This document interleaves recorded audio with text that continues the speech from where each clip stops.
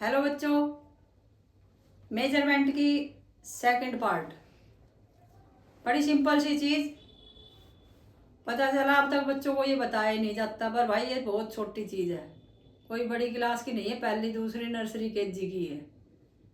लेकिन आप लोग मेरे को कमेंट करके बताना कि आप लोगों को सिखाया गया है या नहीं सिखाया गया, क्योंकि मैंने जिन जिन से पूछा वो ये कहते हैं हमें तो आज तक पढ़ाया नहीं गया, जबकि हमारी सारी ज़िंदगी इसी के ऊपर नीचे निकल जाती है। वो है क्या? पेपर, शीट के नाम तो बहुत सारे पता है, आप लोगों को पता भी होंगे, बताए भी जाते हैं।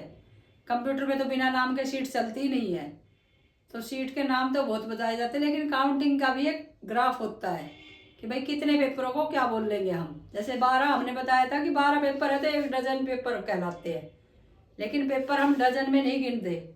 हम पेपर को कैसे गिनते हैं? 24 शीट्स।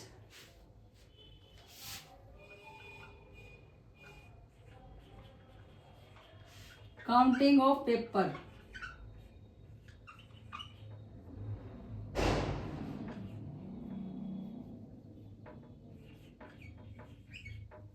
पेपरों की गिनती हिंदी में लिख लो चाहे आप इंग्लिश में लिख लो, कोई फर्क नहीं पड़ता। अब हम लिखते हैं 24 शीट या 24 पेपर या पेज, कोई सा भी लिख लो आप। इसको हम बोल लेंगे क्या? एक दस्ता। अब हिंदी में भी एक दस्ता बोलते हैं और इंग्लिश में भी एक दस्ता ही बोलेंगे, DASTA, दस्ता।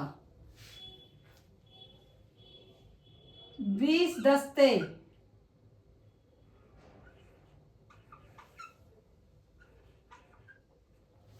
20 दस्ता क्या कहलाएगा? एक रिम।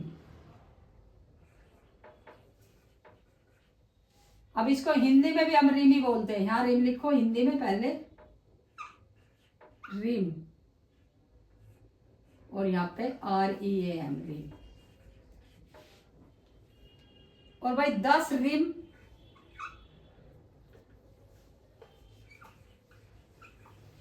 10 रिम क्या कहलाएंगे? अब ये नहीं रिम्स, नहीं रिम ही है, क्योंकि वो एक एक का नाम है इस वजह से। तो 10 रिम क्या कहलाएगा आपका? एक बंडल। और बंडल को हिंदी में कहते हैं गट्ठा। गट्ठा कह सकते हो, ग्रुप कह सकते हो, जो भी आप बोलो, ठीक है। तो गट्ठा, और यहाँ बोलेंगे बंडल, BUNDLE, एक बंडल, ठीक है। तो ये आपके पेपरों की नेप होती है। अगर कई बार आपने क्वेश्चन सुना है कि आ जाता 480 शीट क्या कहलाएगी या क्या होती है, तो 480 शीट भाई 20 दस्ते हो गए, 20 दस्ते हो गए मतलब एक रिम, सीधी सी बात है। अगर वो पूछ ले 10 रिम क्या कहलाते हैं, तो एक बंडल। एक बंडल में कितने रिम है? 10। एक रिम में कितने दस्ते हैं? 20। तो ऐसे क्वेश्चन उल्टा पलटी करके पूछे जाते हैं, आते भी है ये क्वेश्चंस।